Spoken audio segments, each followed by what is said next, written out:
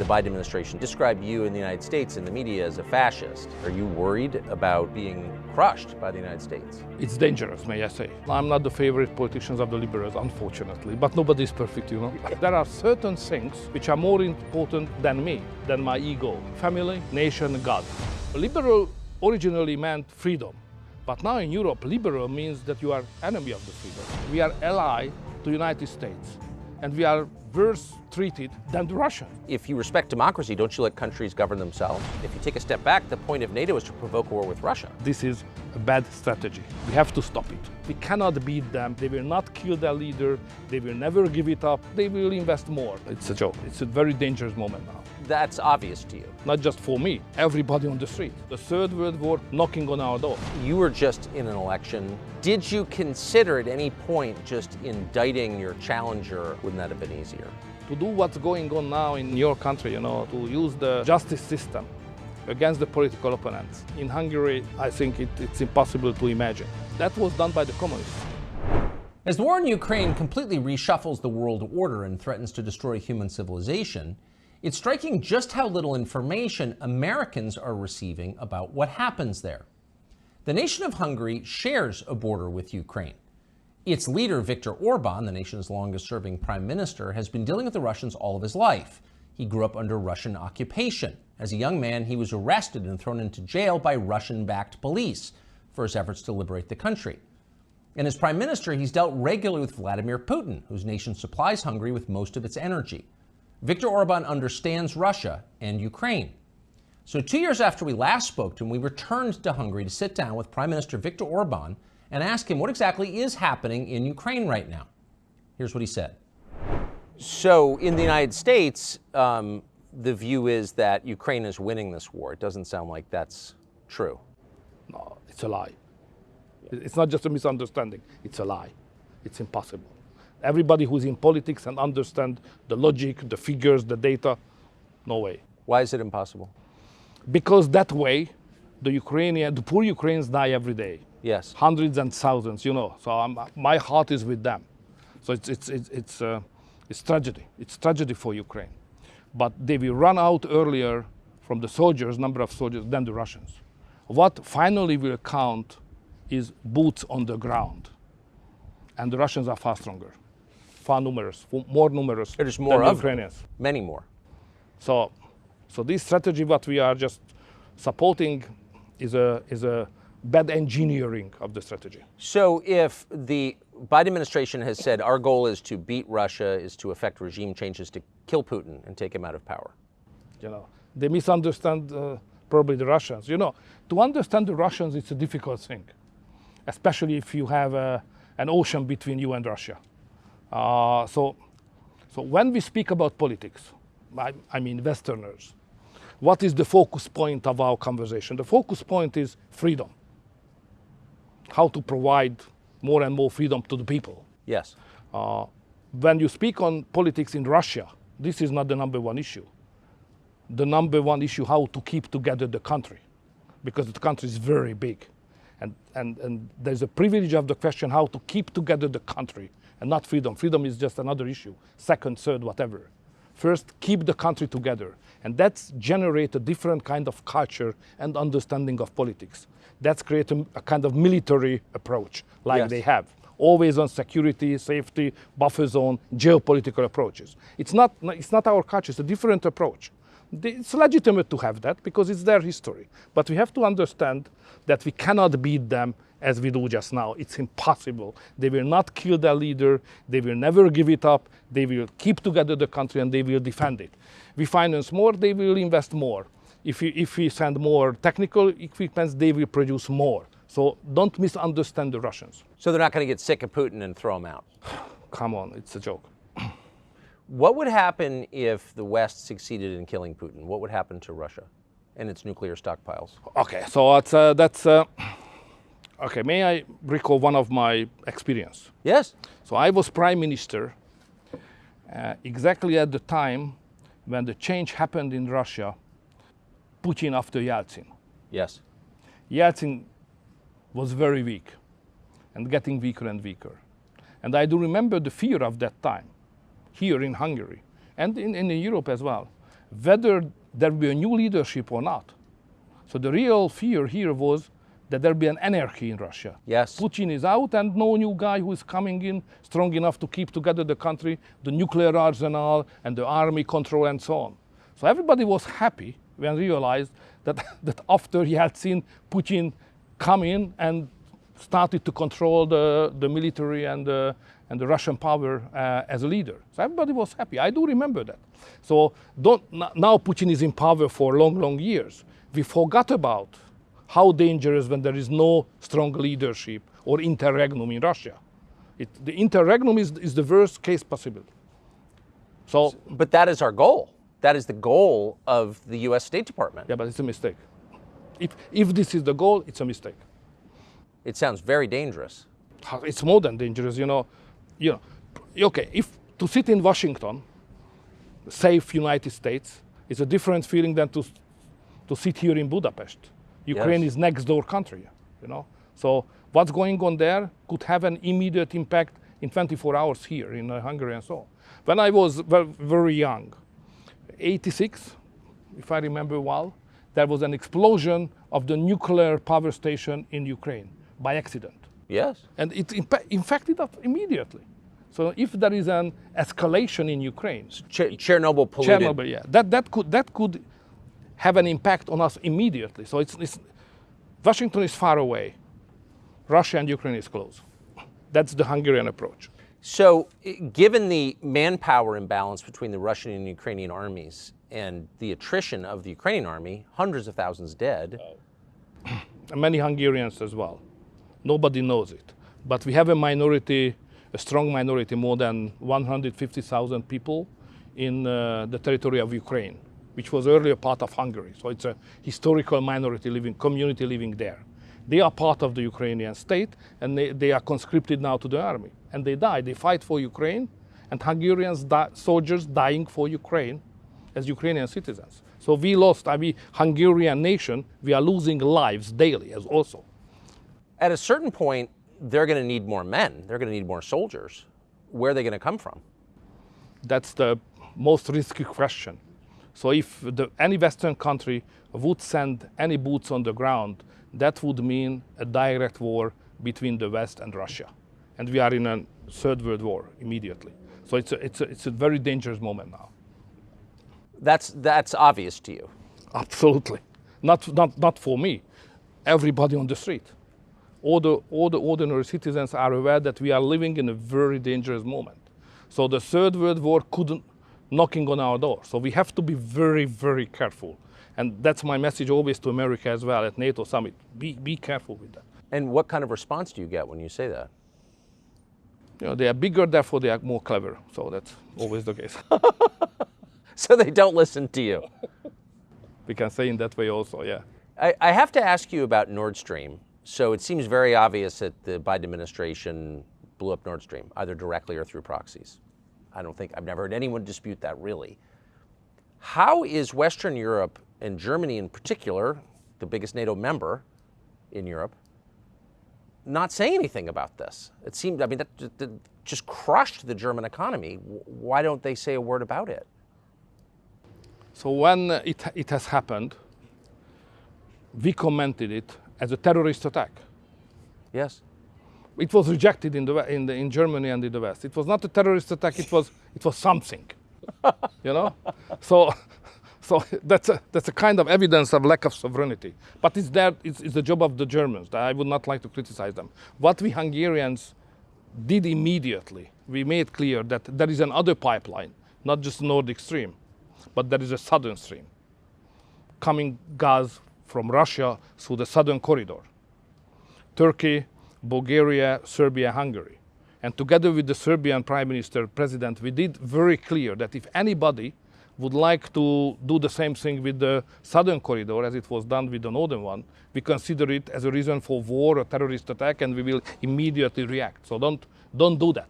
Probably you can do it with the Germans, but you can't do that with this region.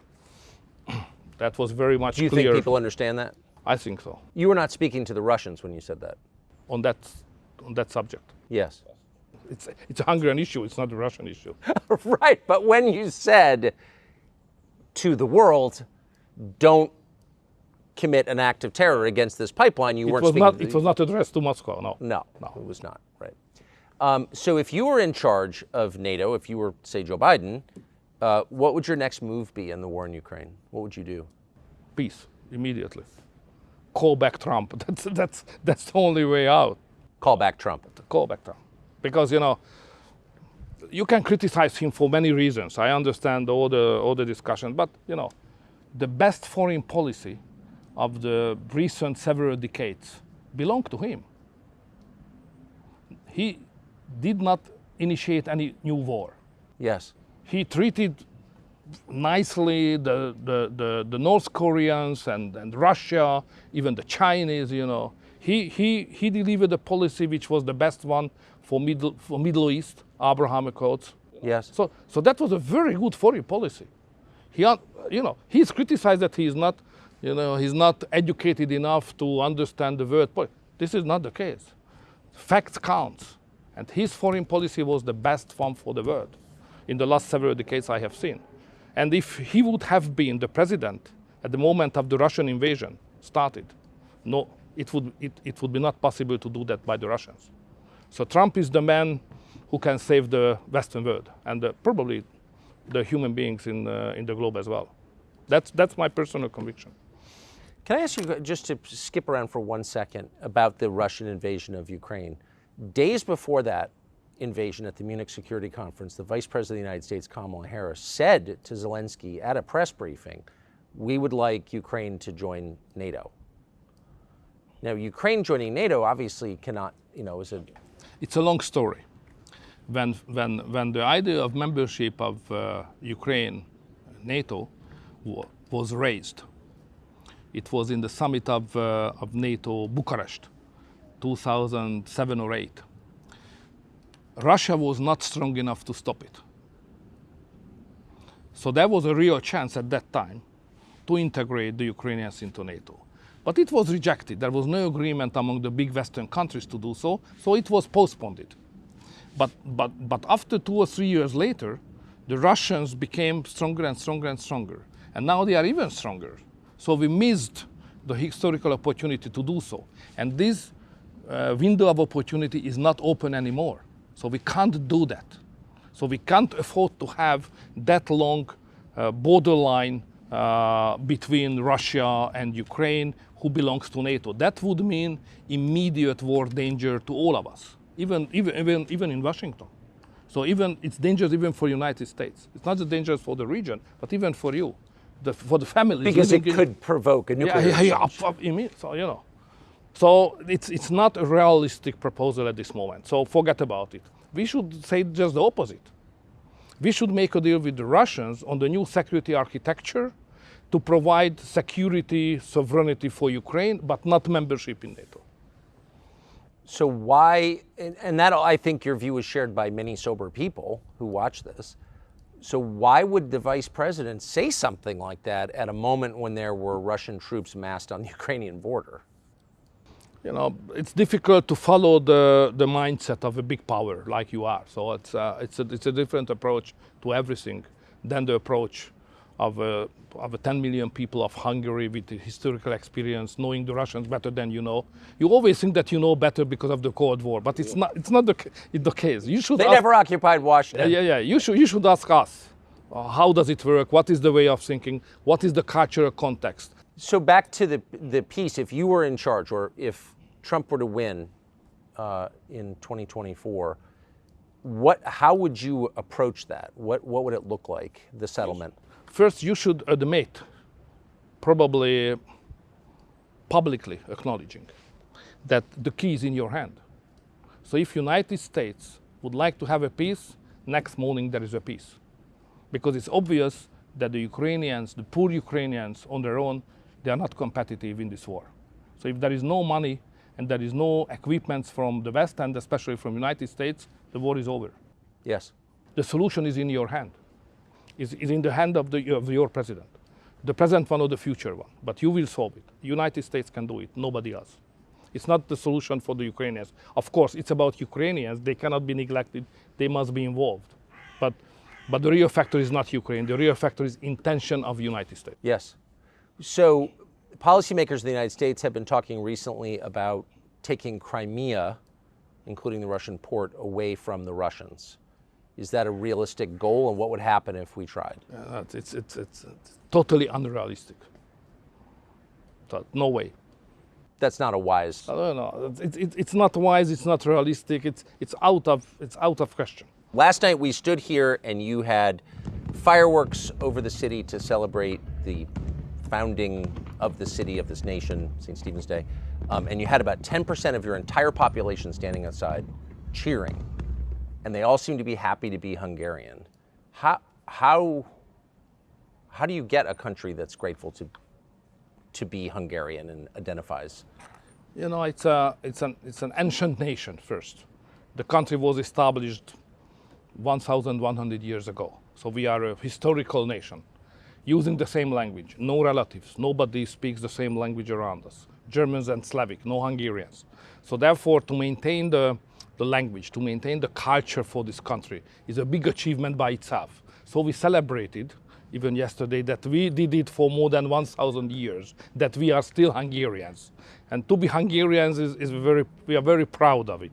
We love the nation, we love the country, and we are proud of it.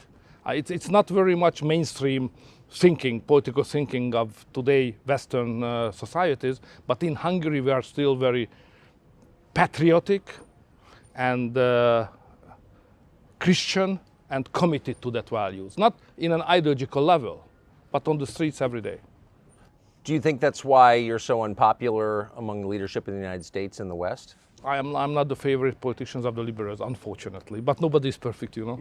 But why do you think that is? The country seems to be thriving. That's usually the measure we use. No, it's more about our civilization.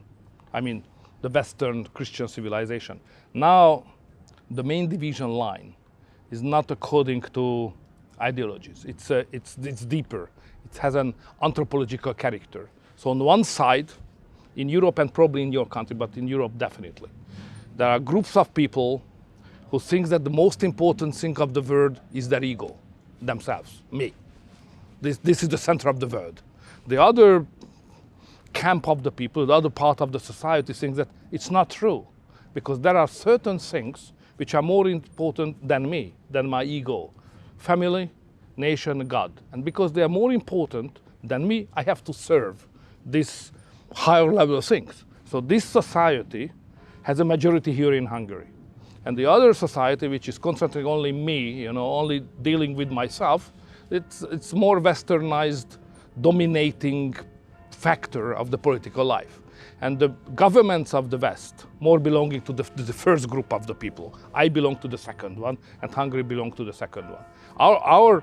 Our constitution is concentrating on the we, you know, how we are linked together, family, nation, God, what is common, you know. So we, the Hungarian nation, that's how we speak on that. It's totally out of fashion now in the Western European societies. But why would that be so provocative to certain people in the West? I mean, different countries have different traditions. Mongolia has its own religions, language, but that's not offensive. But something about what you said is very offensive. Because in the Western societies, politics very often led by intellectuals. And the intellectuals like to be ideologists, a special approach from the ideological point of view. And you know, ideology is a very difficult thing because it has an exclusivity. So when the liberal says that this is the interpretation of society, it means that this is the only way to interpret the society. If you do differently, you cannot be a good man. So we have another interpretation. We have a Christian and national, more traditional interpretation of human being and society. But they can't accept it because it's different. So we are plural, they are hegemonistic. That's the problem. So the intolerance is baked in. It's part of.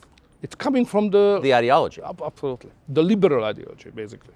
Liberal originally meant freedom, but now in Europe, liberal means that you are enemy of the freedom because you are hegemonistic request on society, on values, and the concept of human being as well. So liberals are against freedom. That's how we see them. I've noticed. I mean, I don't live in Hungary. I can't assess it. I can assess your media landscape, which is much freer than ours. Much freer, much more diversity. I have to fight every day. In the United States, right. The people who run our country don't. Virtually every media outlet is on their side, reflexively. And yet they describe you in the United States in the media as a fascist. And the Biden administration seems to believe it, the State Department anyway. The U.S. is the biggest, most powerful country in the world. Are you worried about being crushed by the United States? It's dangerous, may I say. So we should not neglect the importance of that fact. When the United States administration does not like you or consider you as an enemy or having a backtrack, it's dangerous in international politics, you know. So you are powerful, still number one power of the world. So if you criticize somebody, we have to be very cautious how to deal with that. And now the Democratic administration does it regularly. So we have to be clear here that this is not the voice of America, it's the voice of the administration of the United States. Not all Americans has the same approach as the government. Like the Republicans, who are far closer on value basis to us. The previous president is friend of Hungary on the value basis, historically and, you know, wholeheartedly, so it's a real friend. So don't make a mistake to consider United States equal to the United States administration. Yes. And I think that difference is important because you have competition, a political system based on competition, and hopefully Trump will come back or Republicans will come back, and the relationship will be again very good. But now it's absurd. Can you imagine that United States government deleted the agreement between Hungary and the United States on double taxation, but they still have the agreement between Russia and United States. And that means that American citizens, for those who don't know what this is, American citizens who live and work in Hungary have to pay Hungarian taxes to your government, but also full federal taxes to the United States. But the attitude as such, we are a member of NATO, we are ally to the United States, and we are worse treated than the Russians, you know. What's that about? What is it about?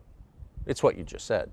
So it might be helpful to say it out loud. Now, the Biden administration spent U.S. tax dollars to campaign against you in your last election. They didn't succeed. You won, you know, in a fair election. Big money. Big money.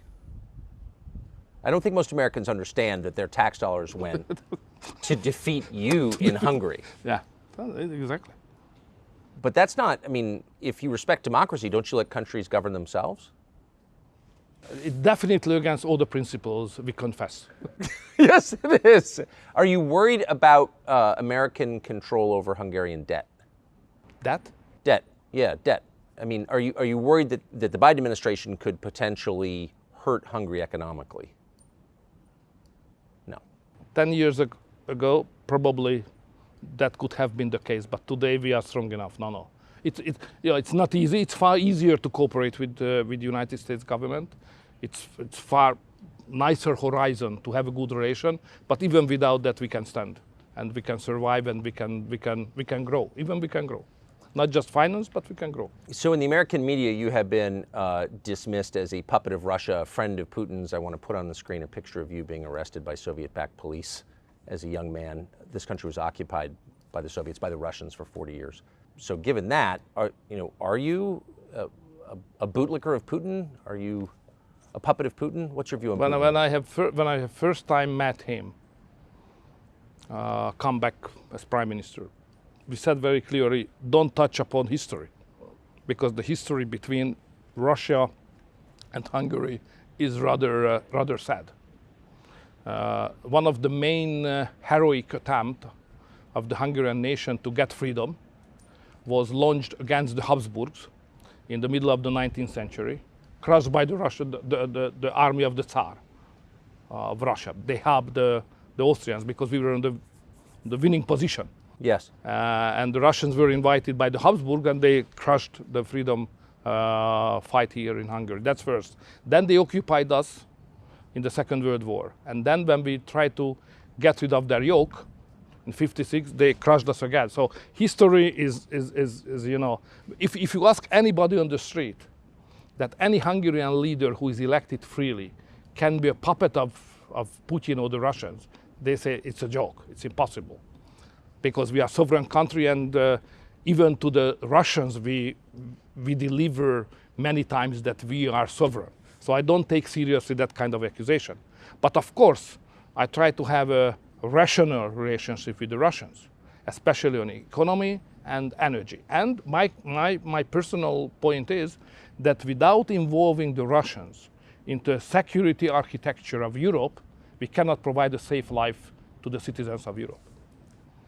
But now everything is going against it, unfortunately. Well, Russia is hardly integrated into the security architecture of Europe. All of NATO is against, I mean, NATO is at war with Russia.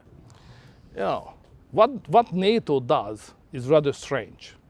Because if you look at the official position of NATO as an institution, as an alliance, they're exactly saying what we said. So no involvement, and we should do as much as we can for peace. That's the official position of NATO. But at the same time, NATO says that member states of NATO should do their best to support the Ukrainians. You know, so we should clarify that what's going on, like United States foreign policy to support and finance the Ukrainians, it's not the policy of NATO, it's the policy of United States. That's a big difference. But I mean, NATO countries now border over 1,500 miles of Russia. So it seems like the point, if you take a step back, the point of NATO is to provoke a war with Russia. I mean, that's what it seems like. What is the point of NATO? The point of NATO is that we are stronger than the Russians are. That's very important to make clear. Okay, there is the nuclear armament, yes, which must be balanced, but on conventional weapon context, we, NATO, are far stronger than the Russians are. The Russians are not strong enough even to beat the Ukrainians just now. You know? Yes. So therefore, if somebody is belonging to NATO, member of NATO, it's obvious that we are in a secure position. Russia is not able to threat our security. It's out of question because we are so strong. That's the number one point. The second is that some leaders of NATO, some member state leaders like your president, they had a strategy to crush the Russians somehow. And the strategy was that the Ukrainian soldiers will fight and some member states of NATO will finance this fight by money and by military technical equipments. And this is the way how militarily we can beat the Russians. We Hungarians said very clear at the very first point, this strategy will never work. So this is a bad strategy. And now we have 1.5 years of the war, and it's obvious that this is a bad strategy. We have to stop it. We need a new strategy, or we should run as soon as we can for peace. Let's ask you one last question about Trump, since you brought him up a couple of times. You were just in an election that I know your staff was worried you might lose. There was an open question. You won pretty sizably, but it was a real election. Oh, it was. Did you consider at any point just indicting your challenger on fake documents charges and trying to throw him in jail? Wouldn't that have been easier? You mean against me? Yeah. Okay, we have some bad chapters of our history, but that kind of civilian war, cold civilian war, was not part of our culture. So we can beat each other, we can argue against each other, but you know, to do what's going on now in some countries and even in your country, you know, to use the justice system against the political opponents. In Hungary, I think it's impossible to imagine. You know, that was done by the communists. It's a very communist methodology to do that. So in Hungary, we are all aware that we disagree on many things, ideology, values, vision on the future, even practices of politics. But you know, we belong to the same nation. Okay, we are rivaling, but what is the final sense of this argument and competition? To unite the nation, yeah? To provide a better future. So you can't say that, I will kill you or I will send you to the prison, and you know, if you follow that track, no chance to unify the nation. If the nation is not unified, you can't run for big purposes. So competition is okay, but it must be fair, legally perfect. Otherwise, you can sacrifice your country and the future of your country for your personal success, which is not acceptable, at least not in Hungary. Mr. Prime Minister, thank you very much.